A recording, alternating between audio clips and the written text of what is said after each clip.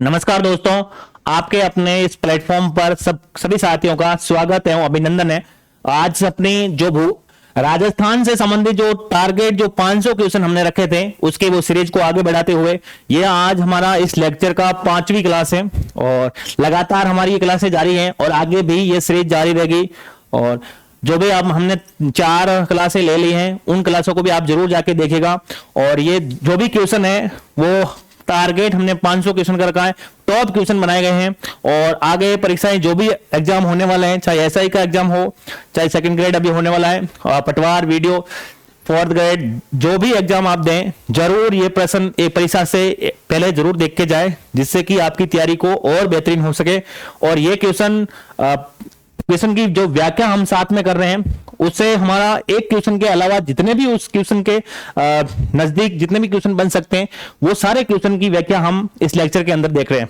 तो आप उम्मीद करता हूं आप सब बढ़िया होंगे और इसी तैयारी के साथ हम इस लेक्चर को स्टार्ट करते हैं, क्योंकि ज्यादा समय खराब ना करते हुए इस क्लास को आगे बढ़ाते हैं। आपके पास भी समय बहुत कम है भाई तैयारी के लिए, है ना। तो स्टार्ट करते हैं ये लेक्चर। और इस लेक्चर का जो पहला क्वेश्चन है जो कि आज का हमारा पहला क्वेश्चन ये रहा। और ये एक ऐसा क्वेश्चन है जो कि राजस्थान का ऐसा कोई भी एग्जाम नहीं होगा जो कि ये क्वेश्चन नहीं पूछा गया हो।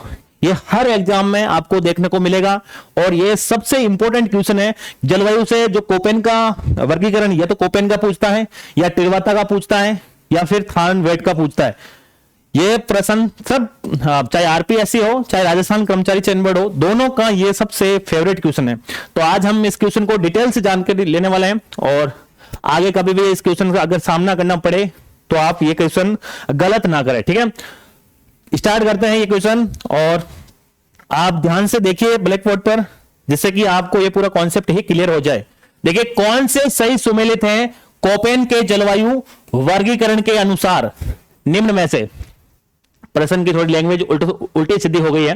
कोपेन के जलवायु वर्गीकरण के अनुसार हमें बताना है कि कौन सा सुमेलित है। देखिए CWG जो कि भरतपुर के अंदर जलवायु पाई जाती है, क्या BWHW बाड़मेर के अंदर, क्या BSHW गंगानगर के अंदर, क्या AW डूंगरपुर के अंदर। अब देखिए, अब इस प्रश्न को करने के लिए हमें कुछ जानकारी लेनी होगी और वो जानकारी ये है कि हमें ये पता होना चाहिए कोपेन का जलवायु वर्गीकरण। आप सबको पता होना चाहिए कि राजस्थान के अंदर जो जलवायु का वर्गीकरण है, पहले तो यही पता होना चाहिए जो जलवायु का वर्गीकरण है वो राजस्थान को कितने भागों में बांटा गया है। तो 5 भागों में बांटा गया है। कितने भागों में? 5 भाग में।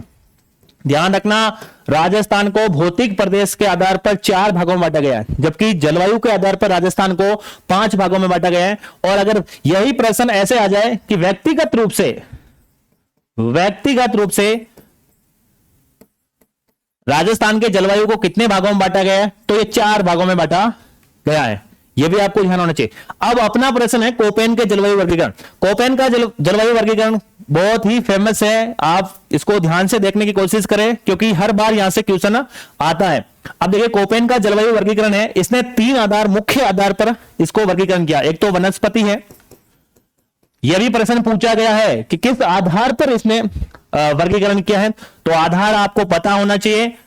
आधार में तीनों प्रकार में से सबसे ज्यादा वनस्पति को इसने माना है। वनस्पति के अलावा वर्षा, इसके अलावा तापमान, ये तीनों आधार मानकर कोपेन ने यह वर्गीकरण किया है। और वर्गीकरण में 4 प्रकार से राजस्थान की जो जलवायु को बांटा है उसमें से सबसे पहले आप देख लीजिएगा, फिर यहां पर डायग्राम बना के मैं बता दूंगा। उससे पहले आप देखिए 1 नंबर जो ये लिख रखा है ना BWHW, सबसे पहले यही है BWHW। उसके बाद में BSHW और उसके बाद में है कौन सा वाला CWG। और 4 नंबर पर जो आपका आ रहा है वो है आपके AW। अब देखिए राजस्थान के जो जलवायु का वर्गीकरण कर रखा है, जलवायु का वर्गीकरण वो 5 भाग में। एक तो शुष्क प्रदेश है ना, और एक है अर्ध शुष्क मरुस्थलीय प्रदेश। उसके अगला है अरावली वाला जो इसको उपाद्र जलवायु प्रदेश बोलते हैं। उससे आगे आर्द्र जलवायु प्रदेश जो कि पूर्वी मैदान है, और एक है अति आर्द्र मैदान है ना, अति आर्द्र जलवायु के अंदर बांटा गया है, जो कि हड़ौती वाला क्षेत्र है इसको। तो 5 प्रकार हो गए। इन 5 प्रकारों में से जो BWHW है उसमें 2 आएंगे। ये BWHW और BSHW है ना, इनके अंदर 2 आ जाएंगे। तो आपने जो शुष्क वाला पढ़ा था ना, वो शुष्क वाला इसके अंदर आएगा, शुष्क वाला। और जो अर्ध शुष्क वाला पढ़ा, अर्ध शुष्क, अर्ध शुष्क, ये दोनों मरुस्थल के ही भाग है। ये भी मरुस्थल है और ये भी मरुस्थल।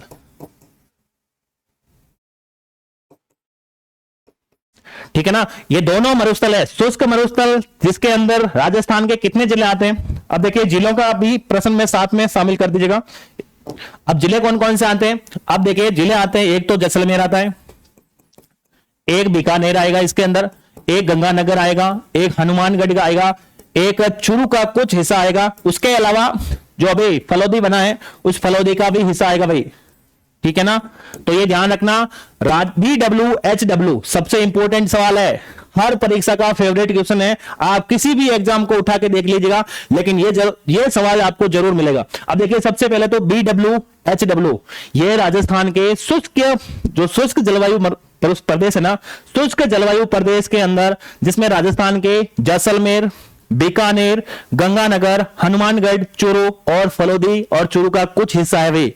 ये ध्यान होना चाहिए, ये सबको ध्यान होना चाहिए। जोधपुर इसके अंदर शामिल नहीं है, ना बाड़मेर इसके अंदर शामिल है। अब अगला है ना जो BSHW, अब देखिए BSHW जिसके अंदर अर्ध शुष्क मरुस्थलीय जलवायु प्रदेश है, जिसके अंदर देखिए राजस्थान के कितने जिले, इसके अंदर लगभग पूरा राजस्थान आधे से ज्यादा था। और ये सबसे बड़ा जलवायु प्रदेश है कोपेन के जलवायु वर्गीकरण के अनुसार। ठीक है ना, यह भी ध्यान रखना, कोपेन के जलवायु वर्गीकरण के अनुसार सबसे बड़ा राजस्थान का जो जलवायु का वर्गीकरण किया है वो सबसे बड़ा यही है, BSHW। अब इसके अंदर देखिए एक तो जोधपुर आता है, बाड़मेर भी इसके अंदर है, बाड़मेर भी इसी अंदर है, नागौर भी इसी के अंदर है, उसके अलावा चूरू भी है। लेकिन मैं आपको बता दूं इसके अंदर काफी कुछ है, लूणी बेसिन भी इसके अंदर है, पूरा लूणी बेसिन है, और चूरू है, सीकर है, ठीक है ना, झुंझुनू है, ये सब इसके अंदर है। तो इसका मतलब आप सबसे बड़ा भी यही है। और इसमें सिरोही भी है, जालौर भी है, उसके अलावा झुंझुनू है, सीकर है, ये सब जिले इसी के अंदर भी। ये आपको ध्यान होना चाहिए, ठीक है ना इसका। और सबसे इंपॉर्टेंट आप ये ध्यान रखना, जोधपुर, बाड़मेर, नागौर, चूरू, सिरोही, जालौर, झुंझुनू, सीकर का कुछ कुछ हिस्सा है भाई। और अगला है वो ये देखिए, ये कौन से वाला में, ये आपने नाम सुना होगा अरावली वाला, ठीक है ना, जिसके अंदर आपने एक जो उपाद्र जलवायु सुना ना, उपाद्र जलवायु, और एक है आर्द्र जलवायु, आर्द्र जलवायु। इसके अंदर ये दोनों क्षेत्र आएंगे। अब अरावली वाला जितने भी जिले बनते हैं ना, अरावली वाले जितने भी जिले हैं और पूरी मैदान के जितने जिले हैं वो सब इसके अंदर आएंगे, ठीक है ना। और एक सबसे इंपॉर्टेंट देखिए अरावली वाले, और एक लिख लेना आप पूर्वी मैदान के, ये तो आएंगे जिले। उसके अलावा वो सबसे ज्यादा जो सवाल पूछता है वो पूछता है बूंदी के बारे में, और बूंदी इसी के अंदर है, ध्यान रखना, बूंदी इसी के अंदर है भाई, बूंदी इसी के अंदर है, ठीक है ना। और अगला है AW, जिसको उपोषण या फिर क्या बोलते हैं आपके अति आर्द्र जलवायु। इसके अंदर कौन कौन से जिले, हाड़ौती वाला पूरा क्षेत्र आएगा, एक तो हाड़ौती, उसके अलावा कौन सा है, वांगड़ वाला क्षेत्र। मैं बांगड़ की नहीं बात कर रहा हूं, मैं वांगड़ की बात कर रहा हूं, बांगड़ वाला तो यहीं आ गया था इसके अंदर, ठीक है ना। ये वांगड़ वाला क्षेत्र है, और वांगड़ में राजस्थान के बांसवाड़ा, डूंगरपुर, प्रतापगढ़, और ध्यान रख लेना वो बार बार पूछता है, एक जिला और है जो कि चित्तौड़गढ़, चित्तौड़गढ़ का कुछ हिस्सा इसी के अंदर आता भाई, चित्तौड़गढ़ वाला, तो ध्यान रखना चित्तौड़गढ़ वाला इसमें आता है, ठीक है ना।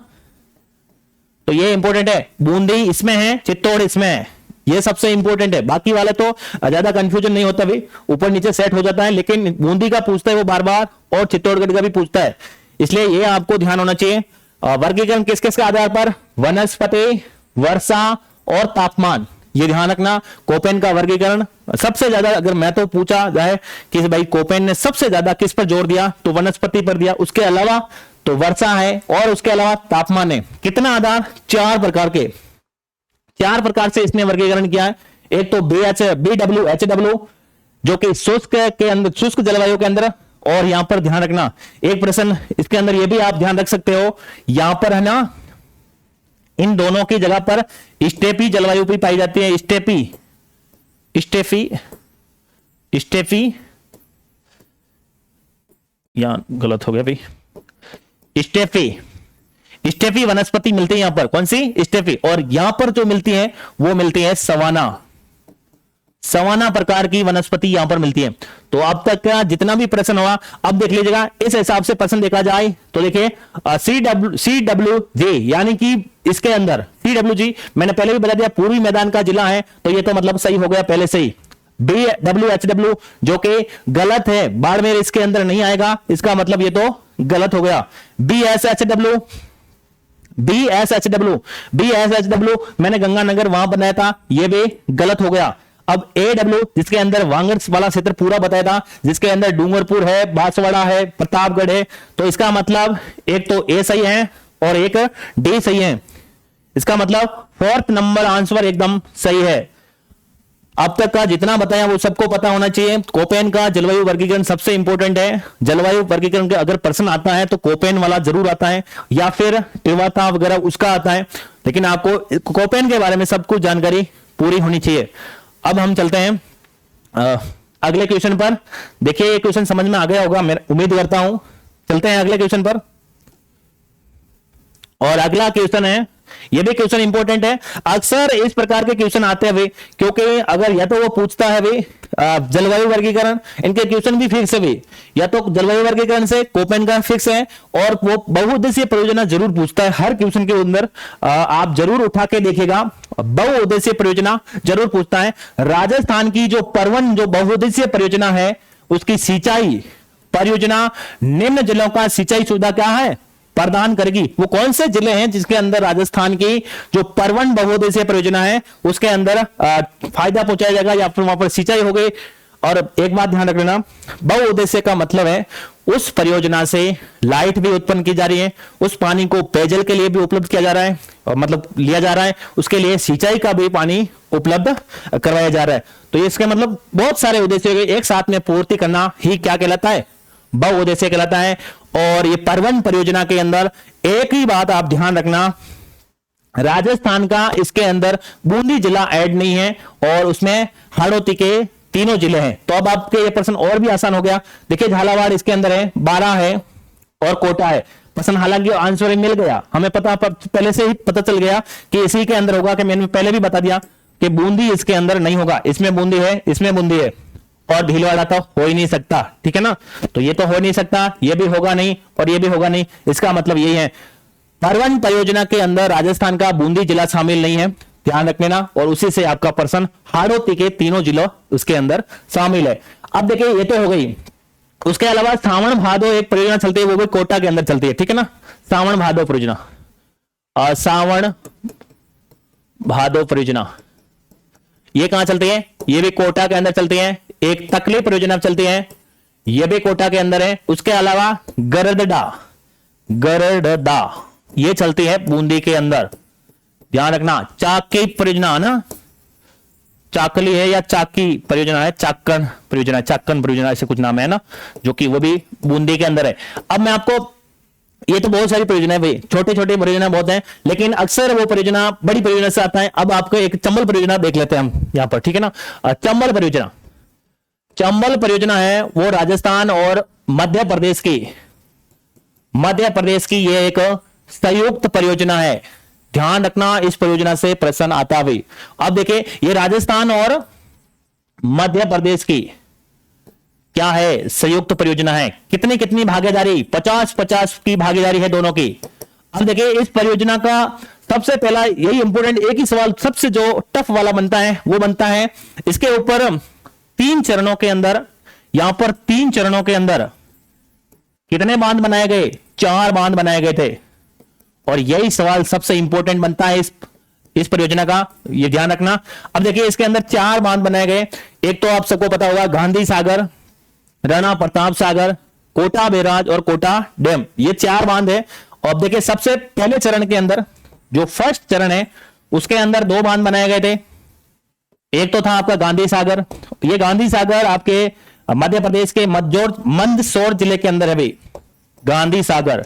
और इसी के एक साथ में बना था कोटा बैराज, कोटा बैराज। ये पहले चरण के अंदर 2 बांध बन रहे हैं, लेकिन जो दूसरा चरण है इसके अंदर राणा प्रताप सागर, राणा प्रताप सागर जो कहां बन रहा है, चित्तौड़गढ़ के अंदर। ये चित्तौड़गढ़ राजस्थान के अंदर बन रहा है, चित्तौड़गढ़,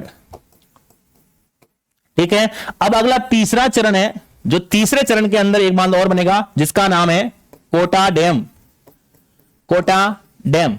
और इसी को बोलते हैं जवाहर सागर, जवाहर सागर।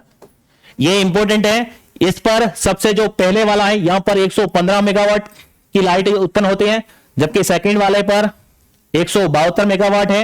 और जो ये कोटा कहां गया, ये वाला कोटा डैम, और यहां से है 99 मेगावाट। अब देखिए टोटल लाइट 386 के आसपास है, जो कि दोनों राज्यों के अलग अलग कितनी होती है, दोनों को अलग अलग कर लीजिएगा। 193 ऐसा कुछ है ना, आधा करते हैं 3 4, ये 4 हो जाएगा, 2 का भाग देते थे, आधा आधा कर लेना, दोनों की आधी आधी है ना। और अब देखिए उसके अलावा हम देखते हैं 193 कुछ आ जाएगा है ना।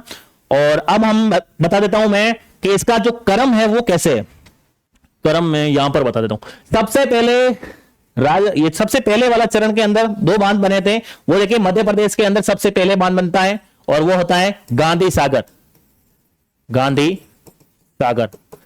थोड़ा कलर चेंज कर लेते हैं। सबसे पहले गांधी सागर बनता है, और गांधी सागर के बाद में जो आगे, ये ध्यान रखना, दक्षिण से उत्तर की ओर ये क्रम है, ठीक है ना, दक्षिण से उत्तर की ओर हम बढ़ रहे हैं। तो सबसे पहले गांधी सागर आएगा दक्षिण में, और उससे ऊपर बढ़ेंगे तो राणा प्रताप सागर आएगा, राणा प्रताप सागर। और इसे से ही आपके रावत भाटा पर जो पानी जाता है, पानी की सप्लाई यहीं से होती है। उससे अगला कौन सा है, तो कोटा बैराज है भाई, कोटा बैराज।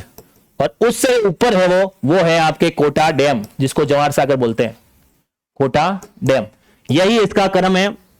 तो आपको ये पता होना चाहिए, राजस्थान के अंदर चंबल परियोजना है, बहुउद्देशीय परियोजना है, वो राजस्थान और मध्य प्रदेश की संयुक्त परियोजना है। पहली बात तो यही क्लियर होनी चाहिए।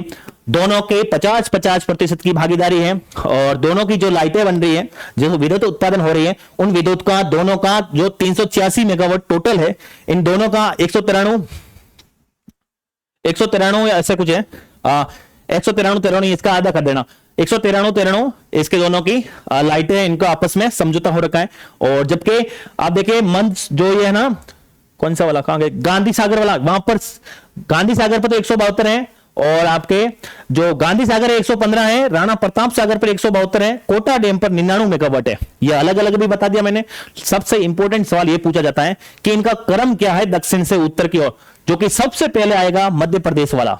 और मध्य प्रदेश के अंदर कौन सा बन रखा है, गांधी सागर बांध। उसके बाद में राणा प्रताप सागर जो कि चित्तौड़गढ़ के अंदर बन रखा है। उसके बाद में कौन सा आने वाला है, उसके बाद में आएगा ये अपना कोटा बैराज, और उसके बाद में आएगा कोटा डैम। कोटा जो बैराज है ना, यहां पर 2 नहरें भी निकाल रखी है, एक दाई नहर एक बाई नहर, एक तो कोटा बूंदी के लिए और एक कोटा बारा के लिए। तो प्रश्न पूरा क्लियर हो गया भाई। अब आपको पता होना चाहिए। और परवन परियोजना जो कि बूंदी राज्य इसके अंदर शामिल नहीं है, सावन भादो कोटा, तकली कोटा, गरदड़ा बूंदी, चाकी परियोजना भी बूंदी, ये सबको पता होना चाहिए। प्रश्न यहां से सीधा डायरेक्ट आता है, आपको पता होना चाहिए।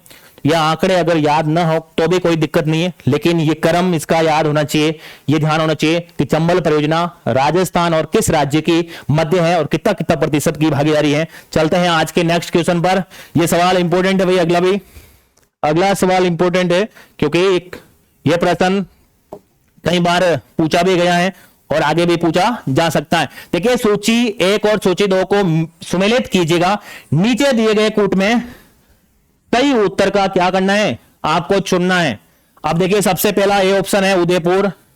उदयपुर के अंदर इनमें से क्या मिलता है, तो सबको पता होगा, कई बार ये प्रश्न आ चुका है कि सीसा जस्ता है वो उदयपुर के अंदर मिलता है। अब देख लीजिएगा ए ऑप्शन के अंदर 4 होना चाहिए, यहां पर ए में 1 है, यहां ए में 2 है, यहां ए में 4 है ना, और यहां ए में 4 है, मतलब इन दोनों में से तो कोई हो सकता है, लेकिन ये दोनों नहीं हो सकते, इसका मतलब ये दो तो पहले ही काट देते हैं। अगला है नागौर। नागौर, नागौर के अंदर इसमें से क्या मिल सकता है? नागौर के अंदर इसमें से क्या मिल सकता है? तो आप सबको पता होगा सफेद सीमेंट है ना, क्योंकि गोठन के अंदर लगा रखा है ना सफेद सीमेंट का कारखाना, और गोठन गोठन गोठन नागौर के अंदर सफेद सीमेंट का, जो सफेद सीमेंट का कारखाना भी, सफेद सीमेंट का कारखाना, ठीक है। उसके अलावा एक आपको जोधपुर वाला भी सफेद सीमेंट का कारखाना याद रख सकते हो, खारिया खंगार। खारिया खंगार ये जोधपुर में है, यहां पर भी आपके लगा हुआ है सफेद सीमेंट का कारखाना, सफेद सीमेंट। ये दोनों आपको पता होना चाहिए, सफेद सीमेंट के दोनों कारखाने आपको पता होना चाहिए। एक तो खारिया खंगार जो कि जोधपुर में है, एक गोटन नागौर, नागौर के अंदर है सफेद सीमेंट। अगला देखिए भीलवाड़ा के अंदर, इसको आपको सबको पता होगा वस्त्र नगरी बोला जाता है। तो देखिए दूसरे के अंदर एक होना चाहिए, अगला तीसरे के अंदर हमें 2 चाहिए, तो तीसरे के अंदर हमें 2 चाहिए। एक मिनट, कुछ ऑप्शन यहां पर 2 सेम लिख रखे हैं, यहां पर 2 है भाई, यहां पर भी एक, यहां पर भी एक नहीं हो सकता, यहां पर ये, इसी का मतलब ये वाला एकदम सही होगा भाई। और अगला है कोटा। कोटा के अंदर अपने क्या हो जाएगा? कोटा के अंदर क्या हो जाएगा?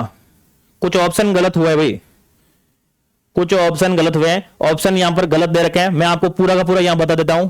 उदयपुर के अंदर, उदयपुर के अंदर सीसा दस्ता,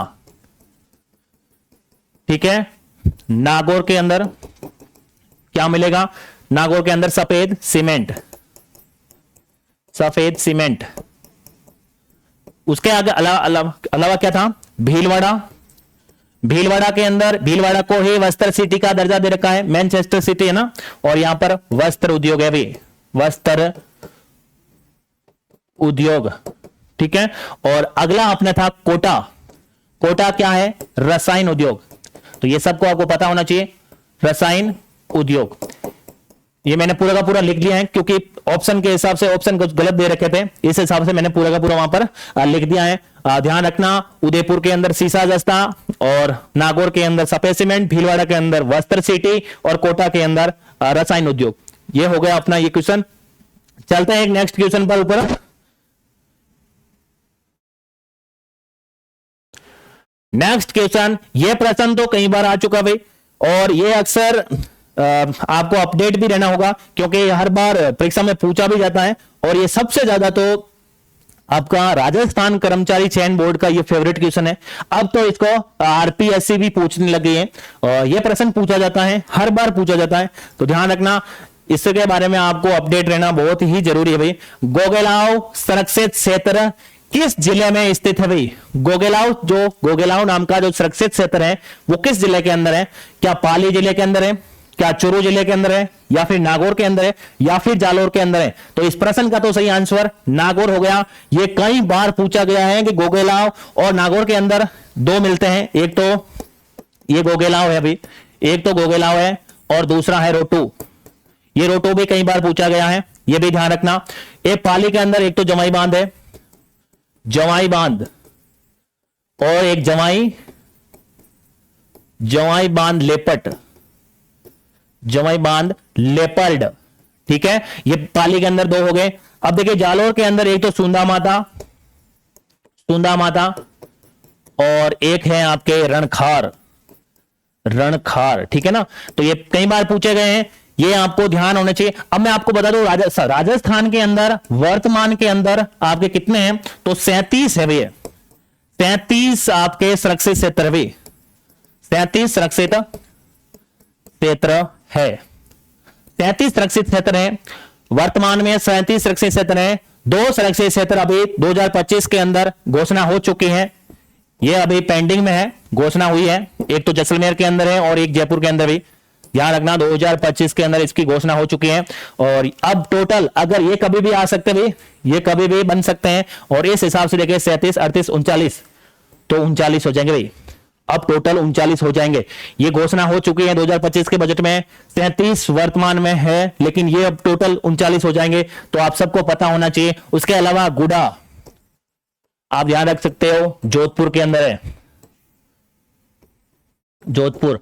एक ध्यान रखना कुर्जा, ये कहां है, कुर्जा ध्यान रखना। अब फलोदी का भाई, ये कुछ महत्वपूर्ण है। अब टोटल 39 है, 39 के 39 आपको पता होना चाहिए। अभी वर्तमान में 37 है, 37 के 37 आपको पता होना चाहिए। हर जिले का अलग अलग है, ठीक है ना, तो आपको सब पता होना चाहिए, क्योंकि यहां से सीधा डायरेक्ट प्रश्न आता है, और ये तो प्रश्न सीधा डायरेक्ट चपटा भाई, इसलिए आपको ध्यान रखना होगा। चलते हैं अगले क्वेश्चन पर। इंपॉर्टेंट क्वेश्चन है ये भी, मेरे हर क्वेश्चन इंपॉर्टेंट है, और अगर वो क्वेश्चन खुद भी छप सकता है, और अगर वो क्वेश्चन खुद नहीं छपेगा तो हमारी व्याख्या से क्वेश्चन छपेगा, लेकिन छपेगा जरूर। निम्न में से थार का मरुस्थल, थार का मरुस्थल का क्या है, भाग है। इनमें से वो कौन सा है जो कि थार के मरुस्थल का भाग है? क्या गोडवार प्रदेश है, क्या शेखावाटी प्रदेश है, या फिर बनास का मैदान है, या फिर गग्गर का मैदान है? अब देखिए थार के मरुस्थल में गोडवार प्रदेश क्या आता है भाई, ये तो आता है भाई। शेखावाटी प्रदेश ये भी तो आता है। बनास का मैदान नहीं आता है, इसका मतलब जो सी है वही अपना गलत है भाई, जहां सी लिख रखा है वो गलत हो जाएगा, और अपना प्रश्न गग्गर का मैदान है। और इसके अलावा ये तीन तो ही है, उसके अलावा भी एक और है, A B D. C option तो गलत है, लेकिन ये तीनों सही है। उसके अलावा एक और है जिसका नाम है 4 नंबर पर लूनी बेसिन, लूनी बेसिन। यह भी किसका हिस्सा है? थार के मरुस्थल का ही हिस्सा है भाई। तो चारों प्रदेश इसके अंदर आते हैं, 4 प्रदेश आते हैं। एक तो गोडवार प्रदेश जिसके अंदर पाली है, सिरोही है, जालोर है, शेखावाटी प्रदेश, चुरू, झुंझुनू, सीकर, है ना, ये जिले आपको याद रखने होंगे इस शेखावाटी प्रदेश के अंदर। बनास का मैदान इसके अंदर नहीं है। गग्गर का मैदान, हनुमानगढ़ और गंगानगर वाला क्षेत्र भी इसी के अंदर है। लूनी बेसिन वाला क्षेत्र भी यही इसी के अंदर है ना। तो ये सब थार के मरुस्थल के अंदर शामिल है, आपको ये पता होना चाहिए।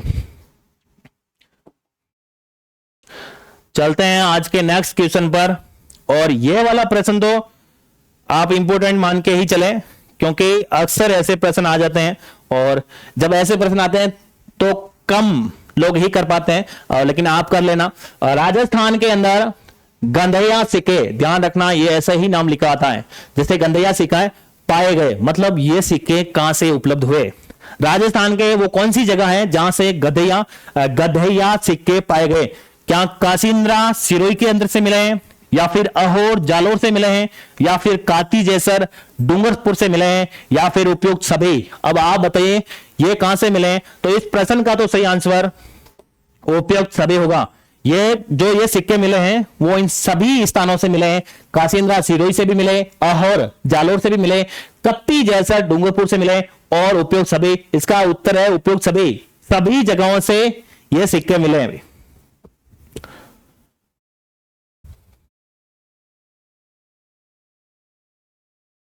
अगला प्रश्न देखिए, यह भी प्रश्न इंपोर्टेंट है, कई बार पूछा भी गया है। राजस्थान में कहां वैदिक यंत्रालय चांपा खाना स्थापित किया गया था उस समय? ठीक है ना, तो ये कहां किया गया था? क्या जोधपुर में किया गया था, या फिर उदयपुर में किया गया था, या फिर अजमेर में किया गया, या फिर जयपुर के अंदर किया गया? तो मैं आपको बता दूं, वैदिक यंत्रालय ये उस समय स्थापना इसकी अजमेर के अंदर हुई थी। अजमेर इस क्वेश्चन का सही आंसर है। अजमेर के अंदर वैदिक यंत्रालय की स्थापना की गई थी, इस प्रश्न का ये सही आंसर है। उसके अलावा देखिए उदयपुर के अंदर पिचोला झील भी, उदयपुर के अंदर भी पिचोला झील, ठीक है। उसके अलावा जोधपुर के अंदर जसवंत थड़ा, ये भी आप ध्यान रख सकते हो, जसवंत थड़ा। और जयपुर के अंदर तो बहुत सारे भाई, हवा महल भी है, कल ही हम पढ़ के आ रहे हैं हवा महल।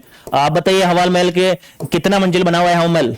अब आपको बताना है हवा महल कितना मंजिल बना हुआ है। 5 मंजिल बना हुआ है। अब आप उन 5 मंजिल के जो नाम है वो आप कमेंट बॉक्स में लिखिएगा, ठीक है ना। जसवंत थड़ा जो कि सरदार सिंह द्वारा बनाया गया था, ये भी आप ध्यान रखना। पिच्चू बंजारे के द्वारा पिचोला झील का निर्माण कराया गया था, यह भी आप ध्यान रखना। चिड़ीमार एक पिच्चू बंजारा था जिसके द्वारा निर्माण करवाया गया था पिचोला झील, जो कि उदयपुर के अंदर है। चलते हैं आज के नेक्स्ट क्वेश्चन पर।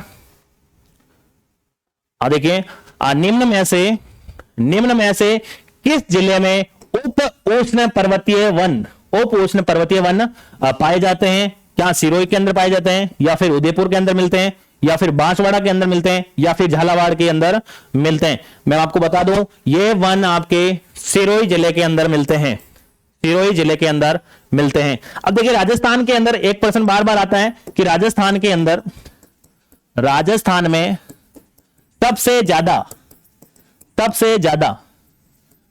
में सबसे ज्यादा वन किसके है?